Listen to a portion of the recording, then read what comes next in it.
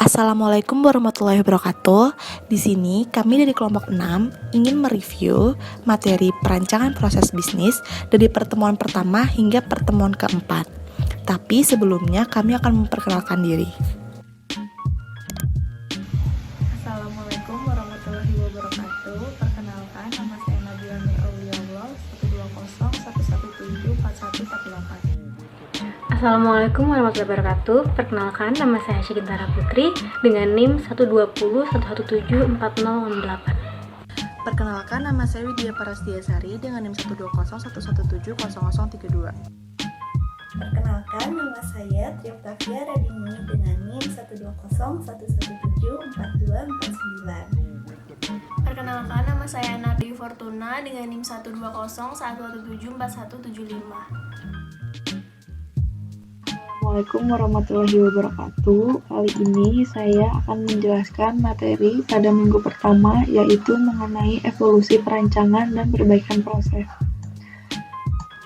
Terdapat urgensi merancang sebuah proses, di mana urgensi merancang sebuah proses ini terdiri dari 5 elemen enabler proses. Enabler adalah faktor yang mempengaruhi fungsi dan kinerja dari objek atau sebagai sesuatu yang membantu mencapai tujuan. Elemen yang pertama yaitu pemilik proses, perancangan proses, proses metrik atau ukuran, pelaku proses, dan infrastruktur proses. Dari kelima elemen proses, perancangan proses merupakan elemen yang paling fundamental, di mana perancangan proses ini menentukan spesifikasi aktivitas yang dilakukan, lalu menentukan seberapa presisi aktivitas yang dilakukan, dan informasi apa yang diperlukan. Tanpa adanya perancangan proses, akan menimbulkan chaos pada sebuah organisasi. Lalu di sini merupakan siklus pengelolaan proses, di mana siklus pengelolaan proses itu adalah PDCA, plan, do, check, dan act. Plan merupakan proses dirancang dan didokumentasi. Do, proses dijalankan, melakukan proses pengendalian dan mengukur kinerja proses. Check, membandingkan rancangan dengan realisasi pelaksanaan.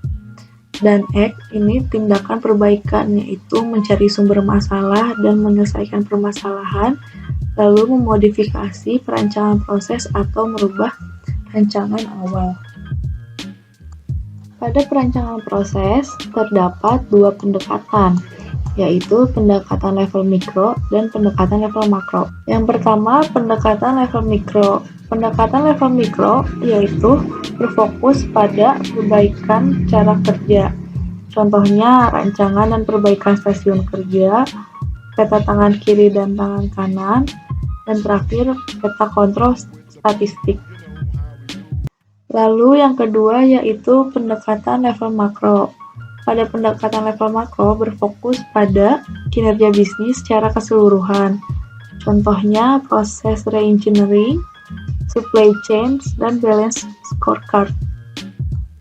Seiring dengan berjalannya waktu, muncul pendekatan kolaboratif, yaitu bagaimana mencapai tujuan organisasi sejalan dengan membuat proses menghasilkan output yang terbaik.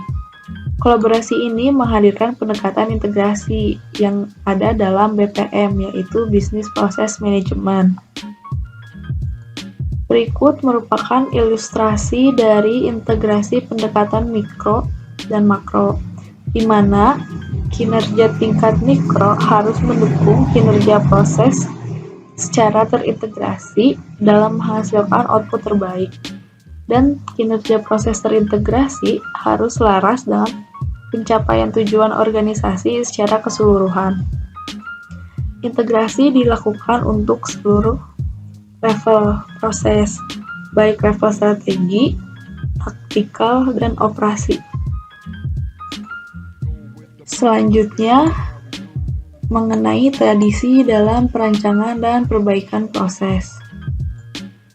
Tradisi dalam perancangan dan perbaikan proses terdiri dari 3 tradisi, yaitu tradisi teknik industri dan quality control, lalu tradisi manajemen, dan tradisi teknologi informasi. Tradisi teknik industri dan quality control adalah perancangan dan perbaikan proses level mikro. Sedangkan tradisi manajemen adalah perancangan dan perbaikan proses level makro. Dan tradisi teknologi informasi berfokus pada data dan informasi yang meningkatkan percepatan proses dan membangun keunggulan kompetitif, ada pada level makro maupun mikro. Pada tradisi teknik industri dan quality control terdapat beberapa metode, yaitu total quality management, lalu ada motion and time study, streamlining, ergonomi, operation research, management science, lalu ada Six Sigma, lalu ada Lean, di mana Six Sigma dan Lean ini saling berintegrasi menghasilkan Lean Six Sigma. Selanjutnya, metode yang terdapat tradisi manajemen yaitu Porter's Value Chain, Performance Improvement, Business Process Reengineering, Business Process Architecture, Process Framework, Business Process Management, dan yang terakhir Balance Scorecard. Dan pada tradisi teknologi informasi terdapat metode Business Process Reengineering, IT Architecture, Enterprise Architecture, lalu ada Business Process Modeling Tool, yaitu tool yang digunakan adalah Software Methodologies, UML, dan BPMN. Lalu metode selanjutnya yaitu Business Intelligence, Expert System, dan Package Software. Sekian penjelasan dari saya, kurang lebihnya mohon maaf. Wassalamualaikum warahmatullahi wabarakatuh. Selanjutnya, saya akan menjelaskan materi pertemuan kedua, yaitu proses sebagai sebuah sistem terintegrasi. Terdapat penjelasan pertama, yaitu sebuah sistem. Sistem adalah kumpulan dari elemen yang saling terinteraksi. Berikut merupakan pendapat general sistem teori. Dan yang kedua, pengertian menurut INCOS, yaitu kombinasi elemen yang saling berinteraksi untuk mencapai tujuan yang ditentukan. Dan yang terakhir, definisi menurut Sibuk. Sistem adalah seperangkat konsep dan elemen yang digunakan untuk memenuhi kebutuhan atau persyaratan tertentu. Sistem memiliki tujuan dan hierarki. Hierarki dari sebuah sistem yaitu suprasistem dan subsistem. Sistem memiliki tipe, yaitu closed system dan open system. Open system berinteraksi dengan sistem lain dalam suatu lingkungan dan dipengaruhi oleh sikap, karakteristik, dan fungsi. Sistem terdiri dari elemen sistem, yaitu teknis dan contohnya infrastruktur, dan selanjutnya alam, sosial, dan abstrak, contohnya material, energi, dan informasi. Selanjutnya terdapat pendekatan sistem. Pendekatan sistem terdiri dari sistem approach yang memiliki definisi yaitu digunakan sistem thinking dan sistem behavior. Memiliki modeling sistem representation dan analisisnya yaitu sistem behavior. Sistem behavior memiliki definisi efek sistem terhadap lingkungannya. Sistem bisa berupa respon dan action. Dan yang ketiga yaitu sistem stage. Definisi dari sistem stage yaitu sebuah atribut sistem yang ditetapkan pada waktu tertentu dan status dapat dipantau menggunakan variabel status. Dan yang terakhir terdapat sistem thinking. Definisinya yaitu kerangka kerja untuk melihat keterkaitan daripada benda, disiplin untuk melihat lubang. Dan yang terakhir terdapat proses sebuah sistem. Terdapat dua yaitu sistem dan proses. Proses adalah perilaku sistem, adaptasi atau kontrol atau learning. Model sistem yang bertingkat struktur.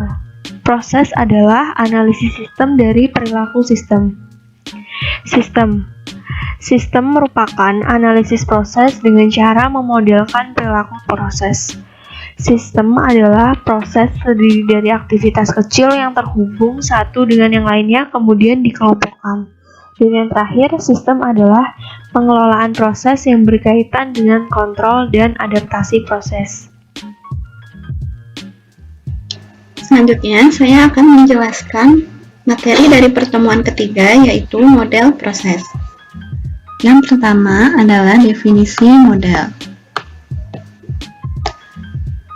Terdapat 3 pengertian, yaitu model adalah hasil pemikiran atau pemahaman. Kedua, model adalah sekedar representasi tertentu. Lalu yang ketiga, sebuah model hanya dirasa cukup dalam konteks tertentu. Dari sini, dapat disimpulkan bahwa suatu sistem model adalah representasi dan abstraksi sebuah sistem pada waktu, ruang, dan keadaan spesifik pada sudut pandang dan aspek tertentu. Selanjutnya, terdapat jenis model. Yang pertama adalah model fisik. Contohnya di sini adalah model analog seperti maket bangunan dan model ikonik.